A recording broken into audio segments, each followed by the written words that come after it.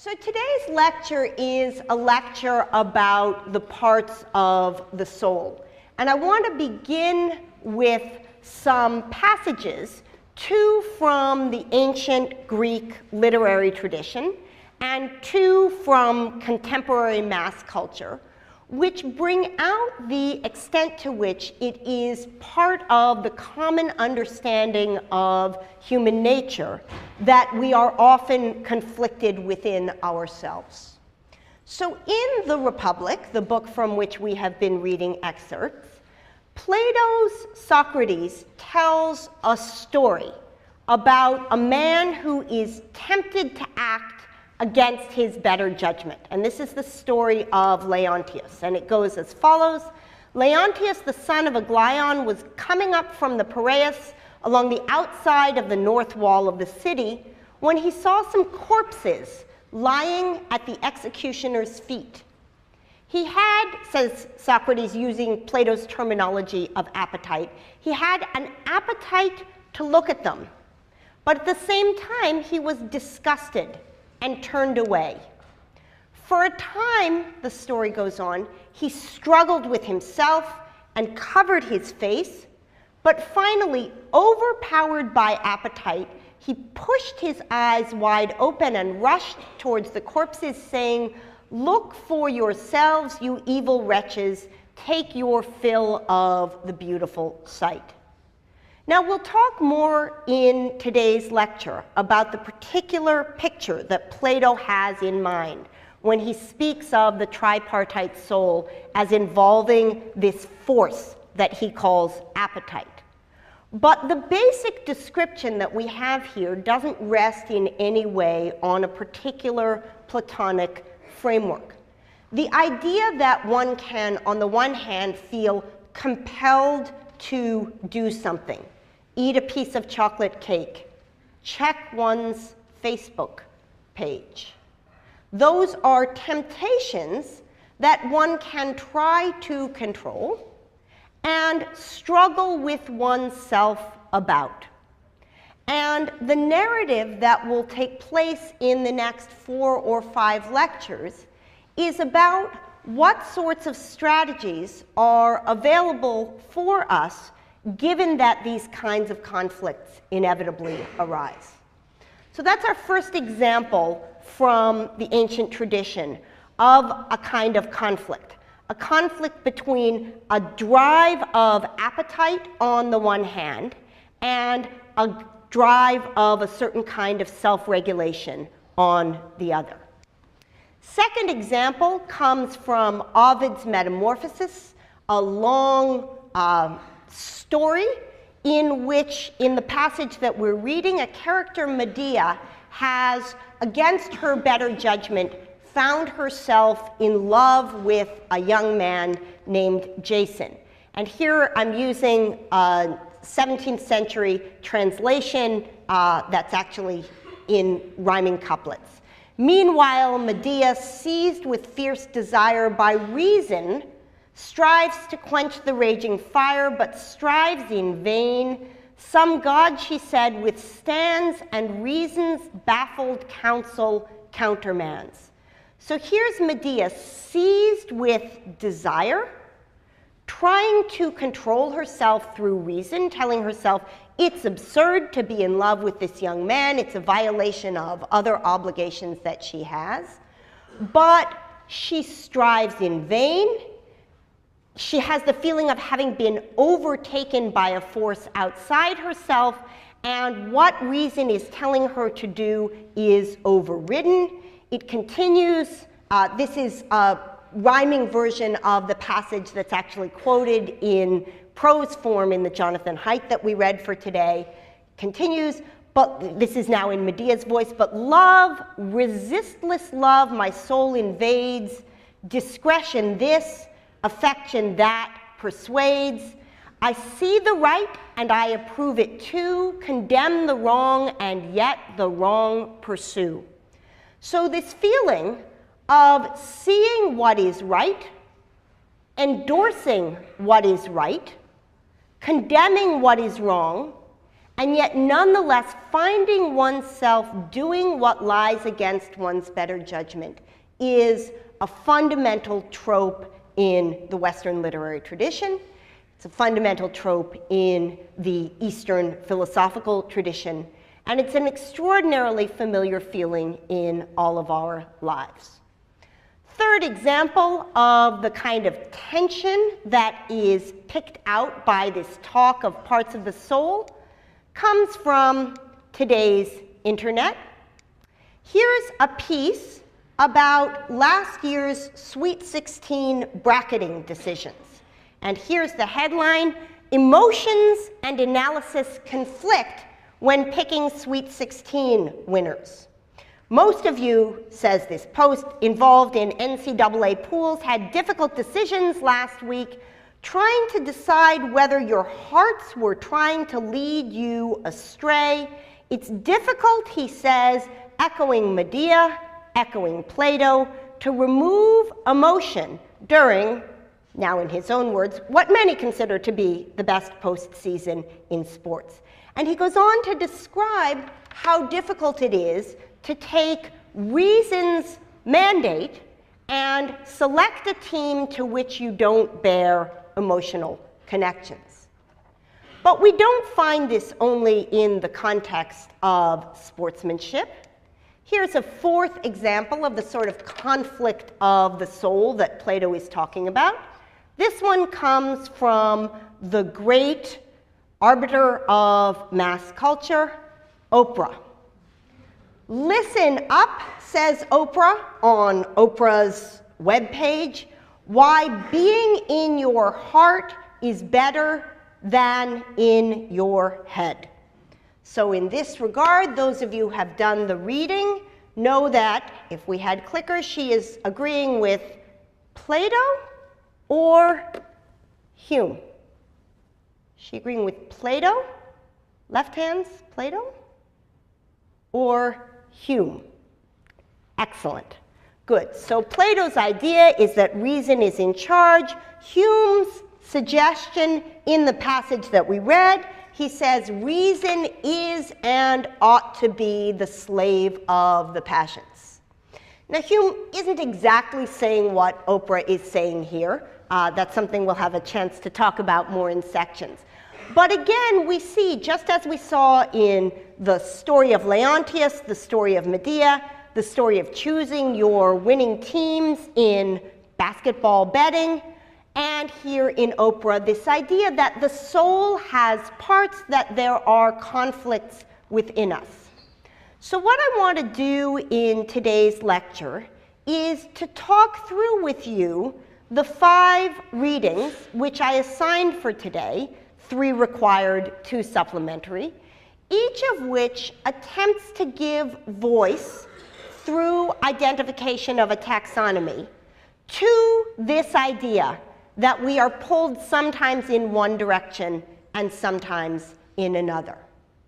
So the first, which I'll talk about in detail later in the lecture, is Plato's division between reason, spirit, and appetite.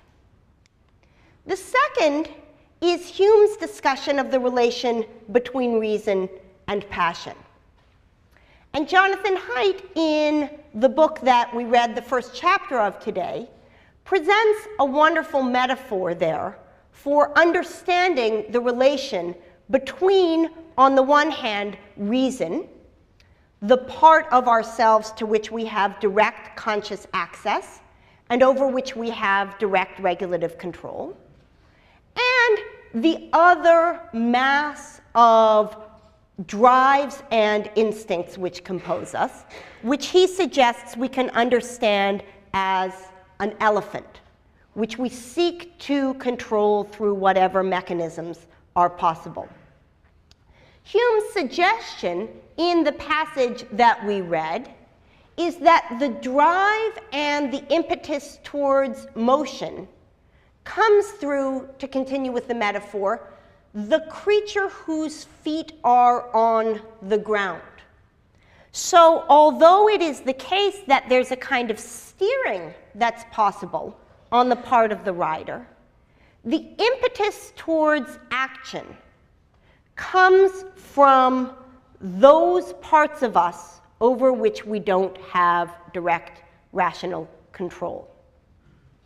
And this idea that we are a bundle of drives that pull us in various directions lies at the heart of the incredibly influential, though highly controversial, picture of the human mind that Sigmund Freud presented in the first half of the century.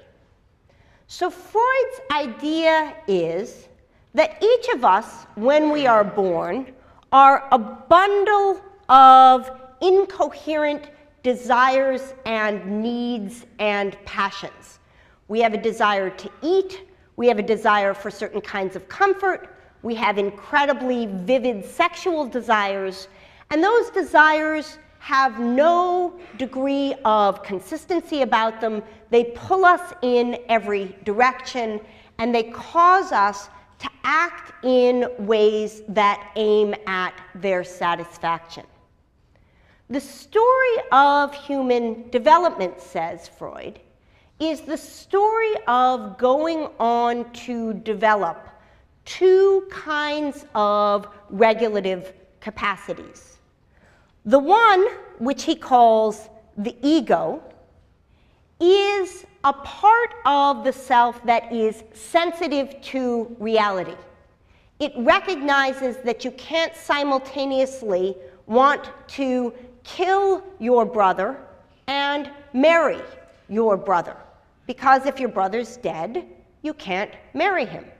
It may recognize, in fact, that you want neither to kill your brother nor marry your brother, though that bit of information may come from the third part.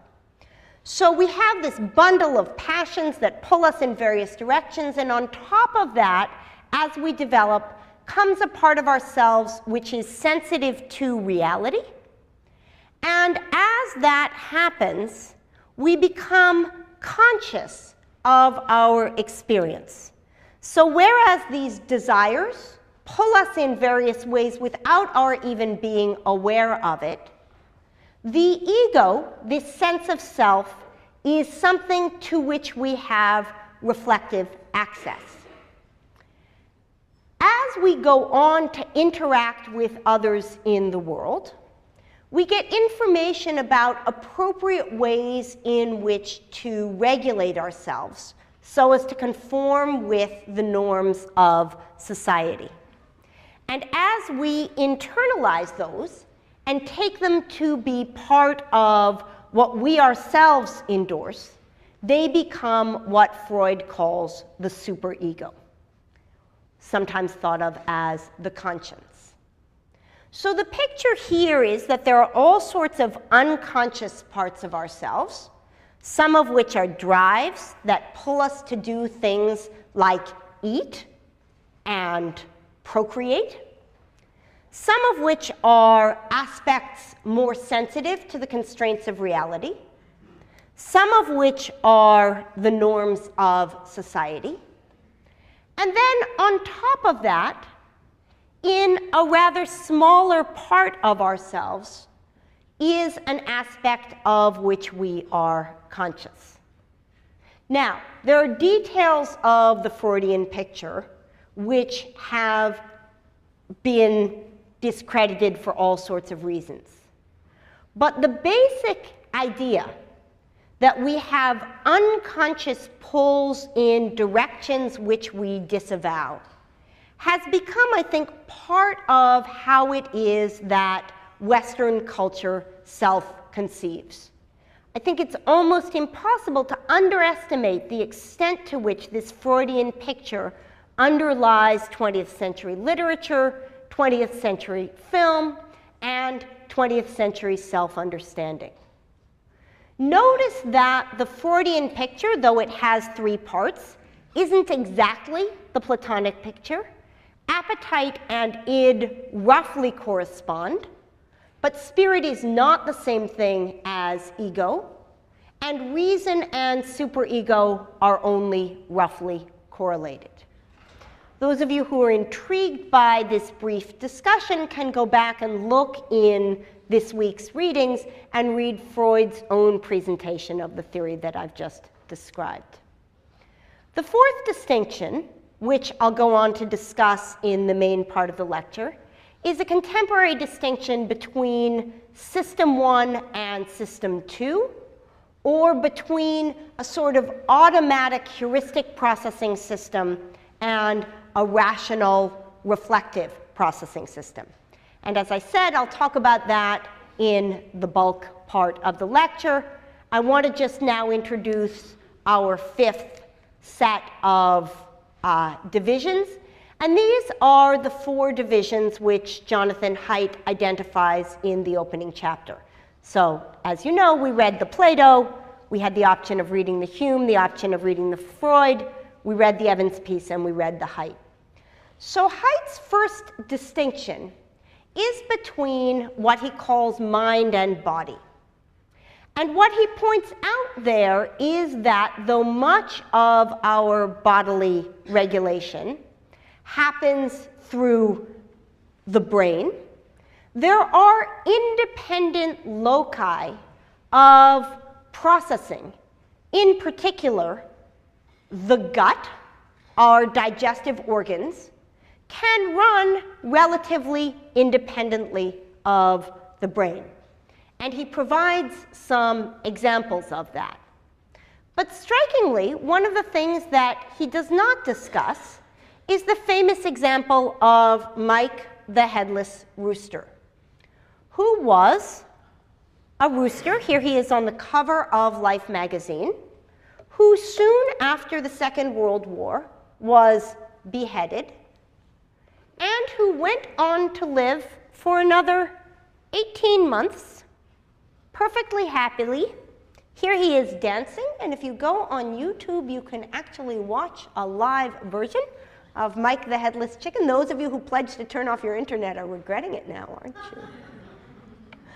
So the point about Mike the Headless Chicken is that there's a whole bunch of motor control representations that take place not in the organ where one would typically expect it, in the head, but rather along the spinal cord in various ways.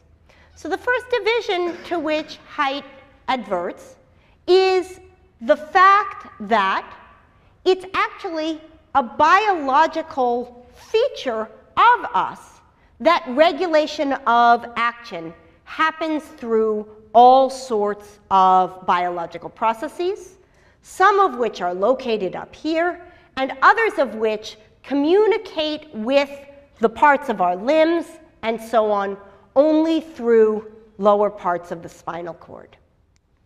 The second division that Haidt reminds us of the importance of is the division between left brain and right brain. As many of you know, we have running along the middle of our heads something called the corpus callosum, which connects all the stuff that happens on the right side of our head to all of the stuff that happens on the left side of our head.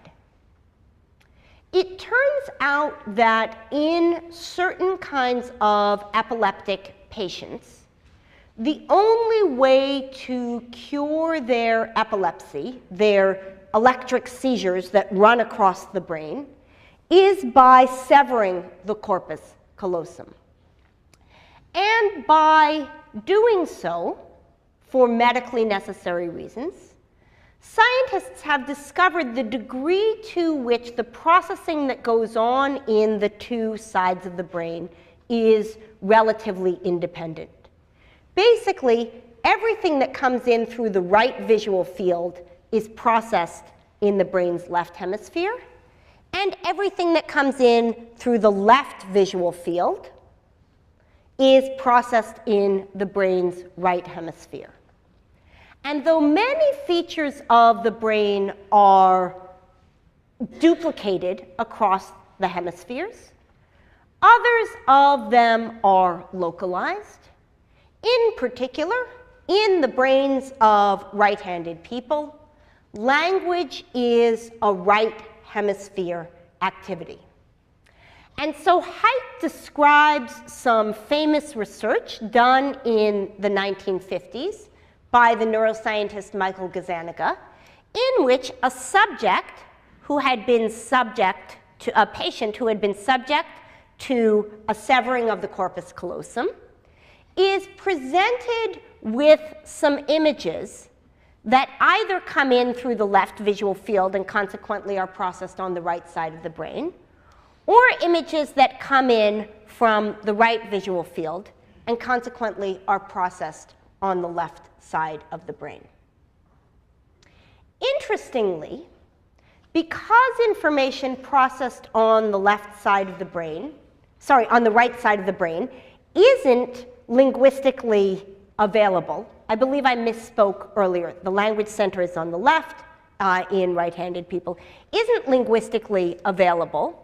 When the subject looks at something that comes in over here, there's no linguistic processing of what he sees.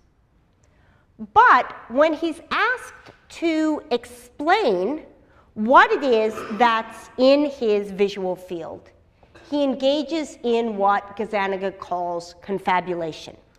So the gentleman here has been shown with this side of the brain a bunch of images of snow, and he's asked to choose, remember this is right brain, so it's left hand, something that goes with them, and so he selects with his left hand, controlled by the right brain from the left visual field, a shovel, something which would be enormously useful if you had snow.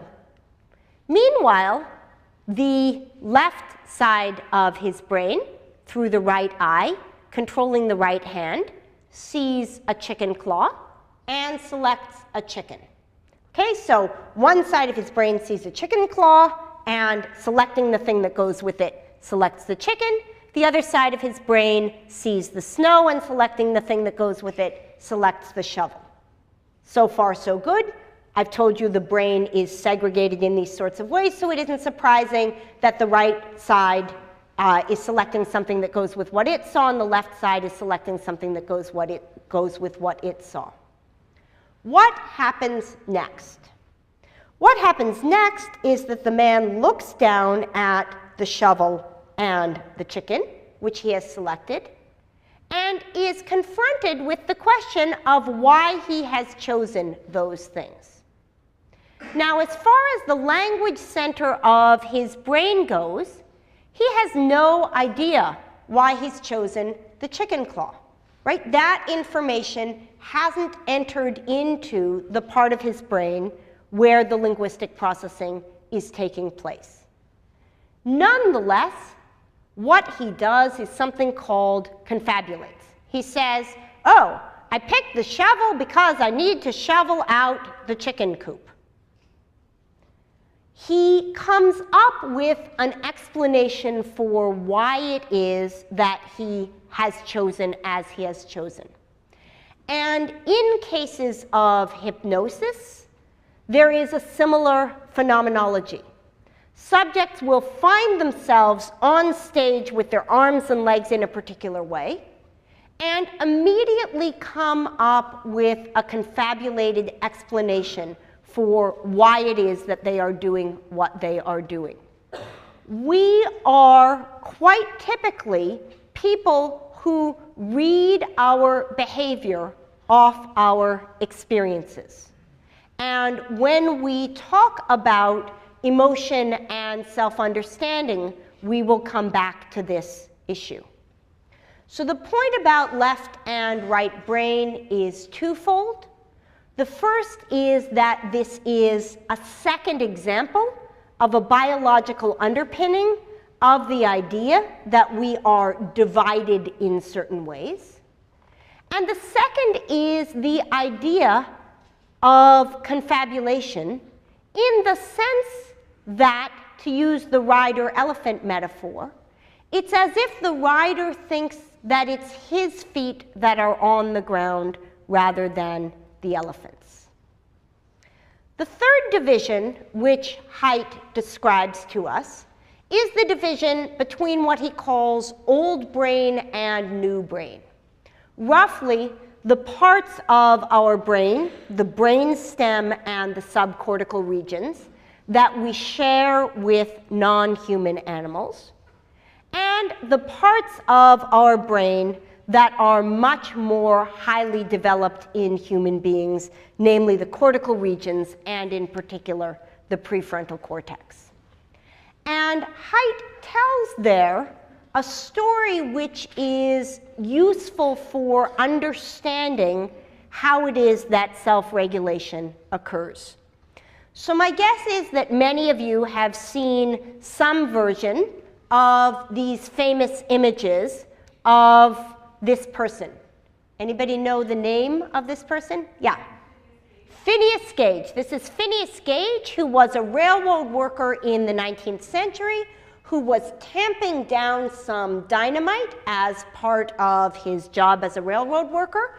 And the dynamite exploded, and this long metal pole went through his brain. But, like Mike the Headless Chicken, Phineas Gage was a survivor, and in fact did not die, but went on to live for many more years. In reconstructing the accident, it's become clear that the damage which the pole did was to an area of Gage's brain called the ventromedial prefrontal cortex. Right up here is the prefrontal cortex. And the result of the accident, which happened to Gage, was like what happened to the University of Virginia school teacher that Haidt describes in his story. There was a loss of capacity for a certain kind of self-regulation. So in some ways, like Medea, though Gage was able to see what the normatively correct thing to do was, to see what he ought to do, to understand it, to explain it, to articulate it, to say what would be socially appropriate, he found himself unable to act on what it was that he thought would be a better idea. So he would say something like, you shouldn't yell and scream when you're upset in a public setting. He would understand that that sort of behavior was inappropriate, but he would nonetheless find himself unable to act on that.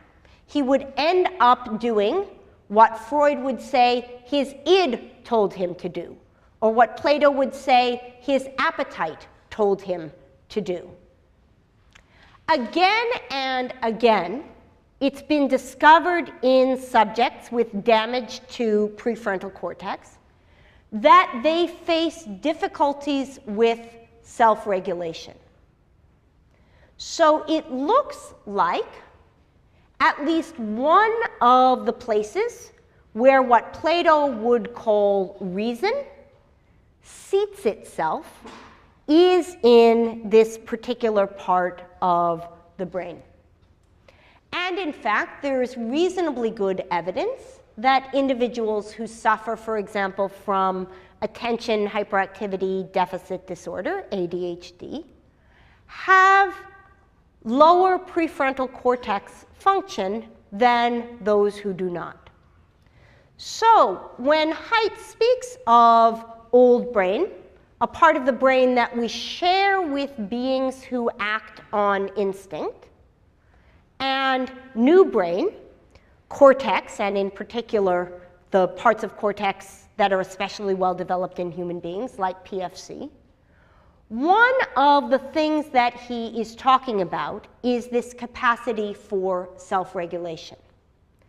And when we talk about weakness of the will in roughly 5 classes, we'll talk about some of the ways in which we can exploit the fact that we have these complex brains capable of learning patterns both through our old systems and through our new ones. So we are capable of regulation both in the way that dogs and cats are. If you want to train your cat not to go on the couch, saying, please don't go on the couch, you'll leave fur there and my aunt is allergic, is in fact not an effective way to train your cat not to go on the couch. To train your cat not to go on the couch, you need to do something like put a crinkly piece of paper there that makes an ugly noise every time she sits down. Or perhaps spray her gently with a water bottle whenever she goes on the couch. In so doing, you set up associations between being on the couch and a negative outcome, and you change her associations with it. But you don't do it in a way that engages reflective self-regulation. We as human beings, with both old brain and new, can regulate ourselves in the way that we regulate and train animals, through associating certain activities with positive things and other activities with negative ones.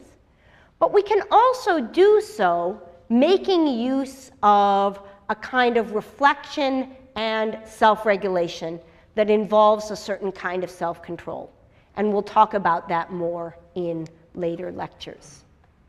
So what I want to do now, having given you first some literary texts in which we have articulated the idea of the soul being divided, and then quickly run through the various divisions that we read about today, is to, there's a fourth example from Jonathan Haidt. What I want to do really is to tell you about controlled and automatic processing, and then do what I said I would just do. So some of you at the conclusion of this class are going to walk from this room, perhaps by taking an elevator, over to a lecture in another part of WLH that is taught by John Barge. And what I want to describe for you here is a study that John Barge did roughly 15 years ago that brings out the relation between controlled and automatic processing. So Barge brought subjects into his laboratory and had them engage in what's called a scrambled sentence task. A scrambled sentence task is a task where you're given a list of words, say 5 words, he, beautiful, doorway, relevant, Thursday, and you're asked to put 4 of them into a sentence. In so doing, you're forced to engage with the meanings of the words. The only idea of the scrambled sentence task is to get you thinking about various words. So subjects in this study were presented either with a set of words that were just a wide range of words, or with a set of words, a portion of which had terms typically associated with the elderly. Words like wrinkly and bingo and Florida. Those subjects who unscrambled the sentences that had words associated with the elderly presumably had primed in their mind the idea of old person. And then the dependent variable, dv, which Barge measured, was how long it took the people when they left the study to walk to the elevator. So subjects who had engaged in the typical scrambled sentence task walked quite quickly to the elevator. But those who had been given words associated with the elderly went very slowly. Indeed, subjects who were in the ordinary condition took just over 7 seconds to get to the elevator, whereas subjects who had been primed with words associated with the elderly took more than 1.5 seconds longer to get there. Now, presumably this was not because they were consciously thinking, oh, I gotta get to my bingo game. It was because an image of something had been evoked in their mind unconsciously, beneath the level of awareness, and it ended up affecting their behavior. And in a series of studies that Barge went on to do over the next few years, and which he continues to do now, he found this effect over and over again. So, for example, Some subjects were primed with terms that had to do with politeness, others with terms that had to do with rudeness, and the dependent variable, the thing which he was measuring, was how likely they were to interrupt the experimenter when they needed to get information from the experimenter.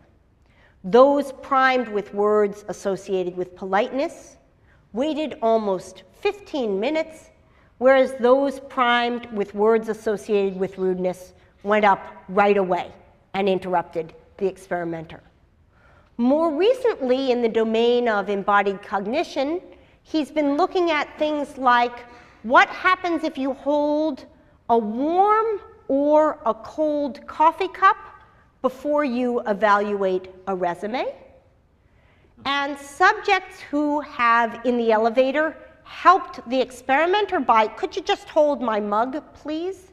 Holding a warm mug, as opposed to, could you just hold my mug, please? Holding a cold mug, were more likely to evaluate the resume positively. That is, a sense of warmth in one domain brings with it a sense of warmth in the other. So that's the fourth division.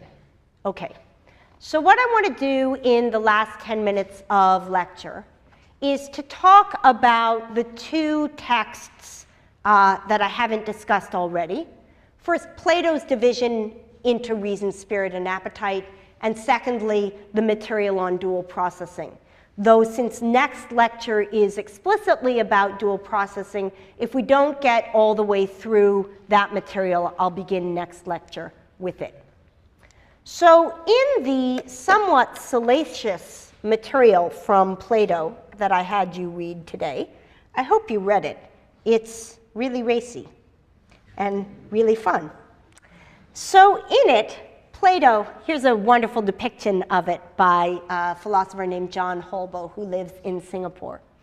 Plato describes the three parts of the human soul. The first is what he calls reason or logos. This is represented here by the charioteer. The second, spirit, sometimes translated as honor or thumos. And the third, appetite, or epithumos. Now, Plato presents a number of metaphors by which we can understand this. In the Republic, in a passage which we're reading for early next week, he describes reason as a human being, spirit as a lion, and appetite as a multi-headed beast. And in the passage that we read for today from the Phaedrus, he describes reason as a charioteer, spirit as a good horse, noble in frame, well-jointed, with a high neck and regal bearing. His coat is white, and he is controllable by word alone. Appetite, by contrast, on the Platonic picture, is a great crooked jumble of limbs with a short bull neck, a pug nose, dark skin, bloodshot white eyes, companion to wild boasts and indecency, shaggy around the ears, deaf as a post, barely yielding to the horsewhip and the goad combined.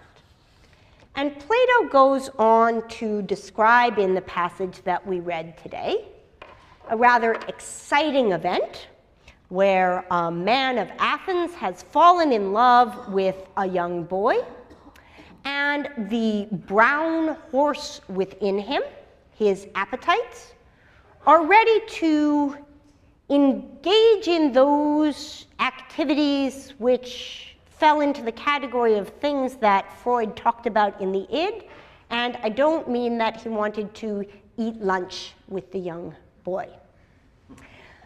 Whereas spirit is attracted but recognizes the ways in which there are social norms, and the charioteer is involved in trying to keep them in line. So Socrates writes, of the process by which the charioteer tries to bring the dark horse into line, as the dark horse basically tries to get the man to embrace his young beloved. So he says, the promised time arrives, the horses pretend to have forgotten what they were told by the charioteer. It reminds them. The horse struggles, it neighs, it pulls them forward, it forces them to approach the boy again with the same proposition. And as soon as they are near, it drops its head, straightens its tail, bites the bit, and pulls towards the boy without any shame at all. The charioteer, that is reason, self-regulation, the superego, the prefrontal cortex, is struck with the same feelings as before, right? He feels like this is not activity that he wants to engage in. Only worse, and he's falling back as he would from a starting gate. He violently yanks the bit back out of the teeth of the insolent horse, harder this time so that he bloodies its foul-speaking tongue and jaws, sets its legs and haunches firmly on the ground, and causes it to stop. Now, this idea that one of the ways in which we learn to control our passions is by training ourselves as we would train a wild animal through the creation of negative associations with certain sorts of activities is, in fact, a fundamental insight about how human self-regulation takes place. And with respect to truly forceful passions, sexual appetites in particular, a kind of self-regulation that involves an equally forceful antidote is crucial. Plato's picture is that in the well-ordered soul, reason, the charioteer, does the ruling.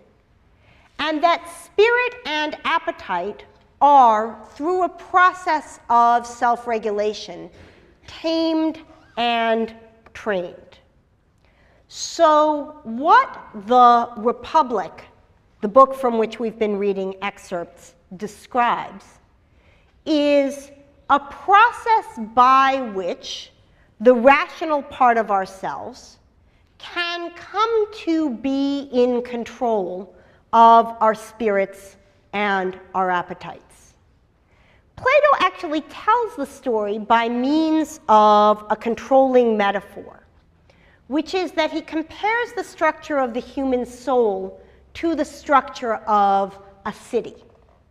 And he says that just as in the human soul there is reason, there is spirit, and there is appetite, so too in a well-structured city, there are guardians, those governed by reason, auxiliaries, roughly soldiers, those governed by honor, and a kind of worker who is governed by appetite. And moving back and forth between the individual and the society, Plato goes on to describe a series of processes through which the wills and desires and impulses of, on the one hand, the auxiliaries and the workers, and on the other hand, spirit and appetite, can be brought into harmony with what reason dictates.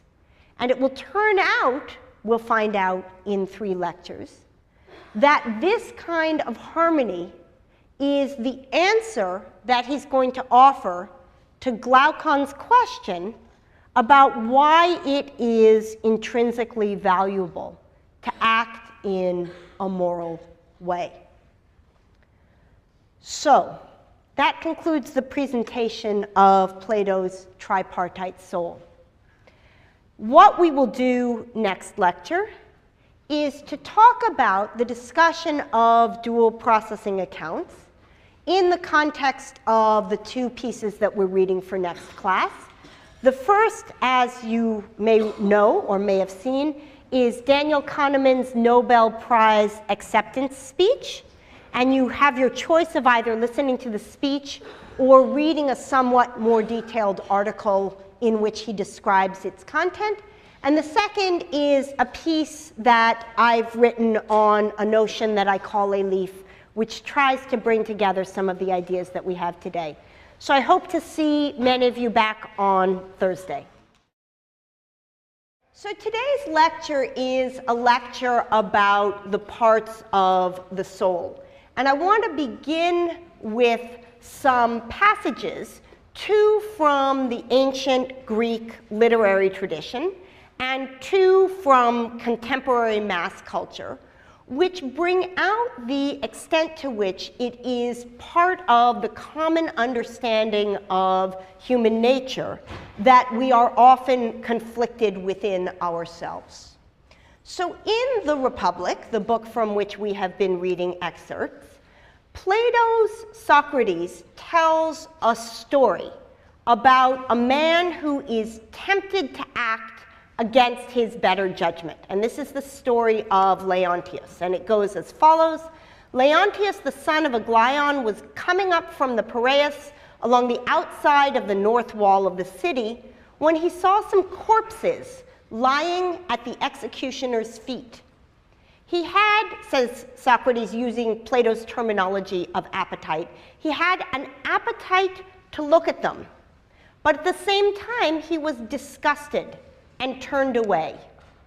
For a time, the story goes on, he struggled with himself and covered his face, but finally, overpowered by appetite, he pushed his eyes wide open and rushed towards the corpses, saying, "Look for yourselves, you evil wretches, take your fill of the beautiful sight." Now, we'll talk more in today's lecture about the particular picture that Plato has in mind when he speaks of the tripartite soul as involving this force that he calls appetite. But the basic description that we have here doesn't rest in any way on a particular Platonic framework. The idea that one can, on the one hand, feel compelled to do something, eat a piece of chocolate cake, check one's Facebook page. Those are temptations that one can try to control and struggle with oneself about. And the narrative that will take place in the next 4 or 5 lectures is about what sorts of strategies are available for us given that these kinds of conflicts inevitably arise. So that's our first example from the ancient tradition of a kind of conflict. A conflict between a drive of appetite, actually quoted in prose form in the Jonathan Haidt that we read for today, continues, but this is now in Medea's voice, but love, resistless love, my soul invades, discretion this, affection that, persuades, I see the right and I approve it too, condemn the wrong and yet the wrong pursue. So this feeling of seeing what is right, endorsing what is right, condemning what is wrong, and yet nonetheless finding oneself doing what lies against one's better judgment is a fundamental trope in the Western literary tradition. It's a fundamental trope in the Eastern philosophical tradition, and it's an extraordinarily familiar feeling in all of our lives. Third example of the kind of tension that is picked out by this talk of parts of the soul comes from today's internet. Here's a piece about last year's Sweet 16 bracketing decisions. And here's the headline, emotions and analysis conflict when picking Sweet 16 winners. Most of you, says this post, involved in NCAA pools had difficult decisions last week trying to decide whether your hearts were trying to lead you astray. It's difficult, he says, echoing Medea, echoing Plato, to remove emotion during, now in his own words, what many consider to be the best postseason in sports. And he goes on to describe how difficult it is to take reason's mandate and select a team to which you don't bear emotional connections. But we don't find this only in the context of sportsmanship. Here's a fourth example of the sort of conflict of the soul that Plato is talking about. This one comes from the great arbiter of mass culture, Oprah. Listen up, says Oprah on Oprah's webpage, why being in your heart is better than in your head. So in this regard, those of you who have done the reading know that if we had clickers, she is agreeing with Plato or Hume. Is she agreeing with Plato? Left hands, Plato? On the one hand, and a drive of a certain kind of self-regulation on the other. Second example comes from Ovid's Metamorphoses, a long story in which, in the passage that we're reading, a character, Medea, has, against her better judgment, found herself in love with a young man named Jason. And here I'm using a 17th century translation that's actually in rhyming couplets. Meanwhile, Medea, seized with fierce desire by reason, strives to quench the raging fire, but strives in vain. Some god, she said, withstands, and reason's baffled counsel countermands. So here's Medea, seized with desire, trying to control herself through reason, telling herself it's absurd to be in love with this young man, it's a violation of other obligations that she has, but she strives in vain. She has the feeling of having been overtaken by a force outside herself, and what reason is telling her to do is overridden. It continues. This is a rhyming version of the passage that's